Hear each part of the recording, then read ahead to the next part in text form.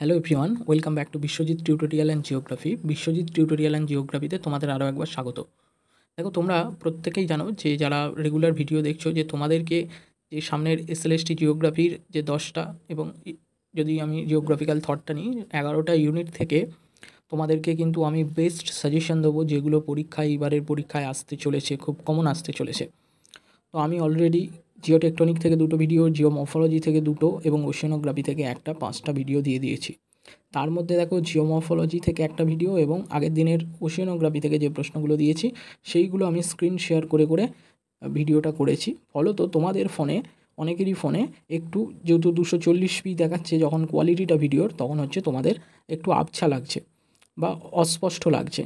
তোমাদের রিকোয়েস্ট করব যে তোমরা দেখো, ইউটিউব যখন অন করছো ভিডিওর মাথায় ডান দিকে দেখো একটা সেটিং আছে, ওইখানে কিন্তু গিয়ে তোমরা ভিডিওর কোয়ালিটিটা বাড়িয়ে নিতে পারবে। 360p এর ওপর রাখতে পারো বা 480 রাখলে স্ট্যান্ডার্ড হবে, তোমরা পেয়ে যাবে। তোমরা তাহলে ভালো করে দেখতে পারবে। এবার যাদের মনে হবে যে ওটার একটা স্ক্রিনশট নিয়ে নিই, আমি পরে পড়তে পারবো, তাহলে ভিডিওটার কোয়ালিটি বাড়িয়ে স্ক্রিনশট নিয়ে নিও। গতকাল ওশেনোগ্রাফির ওপর কতগুলো কোশ্চেন দিয়েছিলাম, সেই কোশ্চেনগুলো দিয়েছিলাম, যেগুলো আরও কিছু কোশ্চেন আমার মনে হয়েছে যে এগুলো ইম্পর্টেন্ট, এগুলো দেওয়া উচিত, তাই আজকের ভিডিওতে 10টা ইম্পর্টেন্ট কোশ্চেন তোমাদের অ্যাড করলাম। দেখে নাও কোন 10টা প্রশ্ন। ঠিক আছে, দেখো, প্রথম প্রশ্ন হচ্ছে, ওশেনোগ্রাফির জনক বলা হয় কাকে? এখানে 4টে অপশান আছে, তার মধ্যে অ্যান্সার হবে বিয়েরটা, ম্যাথিউ ফন্টেন মারিকে বলা হয়। এই দেখো, এখন যেহেতু ভিডিওগুলো মানে পরীক্ষা খুব সামনে, আমি প্রত্যেকটা কিন্তু কোশ্চেন কিন্তু ব্যাখ্যা করতে পারছি না। তার কারণ হচ্ছে ভিডিওটা অনেক লেন্থ হয়ে যায়, ফলত স্টোরেজের সমস্যা হয়, আপলোডের সমস্যা হয়, বৃষ্টি হচ্ছে, নেটওয়ার্কের সমস্যা আছে। আচ্ছা, আমি অ্যান্সারগুলো বলে দিচ্ছি। এবার তোমাদের যদি কিছু সমস্যা থাকে, তোমরা বোঝার কোথাও সমস্যা থাকে, তোমরা একটু তোমাদের পাশাপাশি যে নোটবুকগুলো আছে বা বইগুলো আছে সেইগুলোতে একটু কিন্তু, টেক্সট বুকগুলো আছে যেগুলো, সেগুলো একটু তোমরা কিন্তু দেখে নিও বা কনসেপ্টটা ক্লিয়ার করে নিও। সেকেন্ড প্রশ্ন, কোথায় মূল্যবান খনিজ পেট্রোলিয়াম এবং প্রাকৃতিক গ্যাস পাওয়া যায়? মহিষপান, মহিঢাল, মহিজাগান, সমুদ্রগর্ভে। এইটার অ্যান্সার হবে মহিষপান। তোমাদেরকে এইখানটায় কনসেপ্ট ক্লিয়ার রাখতে হবে যে মহিষপান কোন জায়গাটা, মহিঢাল, মহিখাত, এইগুলো তোমাদেরকে কনসেপ্ট রাখতে হবে। উপকূলের দিকে অর্থাৎ স্থলভাগের দিকে প্রথমে মহিষপান পড়বে, তারপর মহিঢাল, তারপর মহিখাতের দিকে, এইভাবে যায়। তাহলে এই জায়গার কনসেপ্টটা ক্লিয়ার রাখতে হবে। মহিষপান হচ্ছে বাণিজ্যিক এবং অর্থনৈতিক সমৃদ্ধ, এটা থেকে একটা প্রশ্ন আসে, আমি আগের ভিডিওতে দিয়েছি।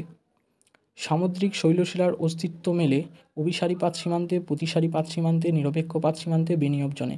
এটা হচ্ছে প্রতিসারী পাত সীমান্তে। আমরা জানি প্রতিসারী পাত সীমান্তে একটি পাত আরেকটি পাতের থেকে দূরে সরে যায়, ফলত সেইখানের যে দুটি পাতের, যেখানে দুটো পাতের সংযোগস্থল ছিল, সেইখানের ফাটল বৃদ্ধি পায়, সেখান থেকে তখন ম্যাগমা লাভারূপে বাইরে বেরিয়ে আসে এবং পরে সেটা ঠান্ডা শীতল হয়ে শৈলশিরা তৈরি করে, এবং এর ফলে আস্তে আস্তে কী হয়, সমুদ্র তলদেশের বক্ষেরও বিস্তার ঘটে, যেটা হ্যারি হেস ধারণা দিয়েছিল।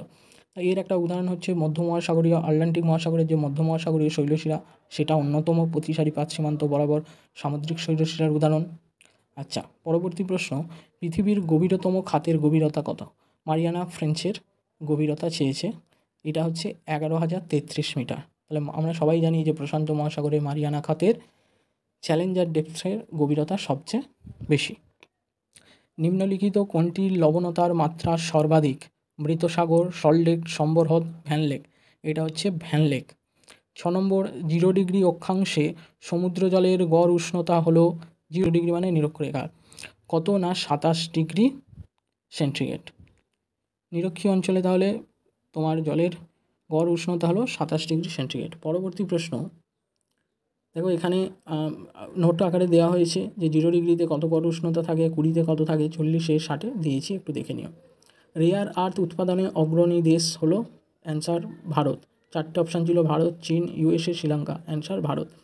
দেখো, রেয়ার আর্থ হচ্ছে সমুদ্র থেকে 15টা মূল্যবান বিরল ধাতু যে আহরণ করা হয় তাকে রেয়ার আর্থ বলে। ভারত অগ্রণী দেশ। সমুদ্র স্রোত পরিমাপের একক হচ্ছে ভাদ্রুপ। 4টে অপশান আছে, ভাদ্রুপ, ডবসন, ইউনিক আর কিউসেক। এবার ভাদ্রুপ বা সেভিয়ার ড্রপ এককের দ্বারা সমুদ্র স্রোতের জলের আয়তন পরিমাপ করা হয়। এক ভাদ্রুপ সমান 10 লক্ষ ঘনমিটার পার সেকেন্ড জল। এটা নোট আকারে দিয়েছি, পড়ে নিও। পার্ল কালচারে বিশ্বের অগ্রণী দেশ হচ্ছে মালদ্বীপ, ইন্দোনেশিয়া, শ্রীলঙ্কা, অস্ট্রেলিয়া। মালদ্বীপ। পার্ল কালচার কি না, পার্ল কালচার হচ্ছে মুক্তার চাষ, ঝিনুকের মধ্যে বা অন্যান্য সামুদ্রিক যে সমস্ত প্রাণীর মধ্যে প্রাণীর মধ্যে মুক্তার যে চাষ করার পদ্ধতি তাকে বলা হচ্ছে পার্ল কালচার। মোচাকৃতি সামুদ্রিক প্রাণীর দেহাবশেষ সঞ্চিত সিন্ধুকর্দ হলো, এটা হচ্ছে টেরোপড, তাই তো, যেটা চুন জাতীয়। আর ডায়াটমটা দেখো প্রথমে আছে, ওটা হচ্ছে সিলিকা জাতীয়। এই দুটো থেকে একটা প্রশ্ন আসে। তাহলে 10টা প্রশ্ন বললাম, আশা করি তোমাদের কাজে লাগবে। এরপরে আমি ভিডিও আনছি, আজকেই দেবো, আজকে রাত্রেবেলায় দেবো। সেটা হচ্ছে তোমাদের অনুরোধে ক্লাইমেটোলজি থেকে। তাই প্রত্যেকে দেখবে, প্রত্যেকে চ্যানেলটা সাবস্ক্রাইব করে রাখবে, বেল আইকনটা প্রেস করে রাখবে। ধন্যবাদ।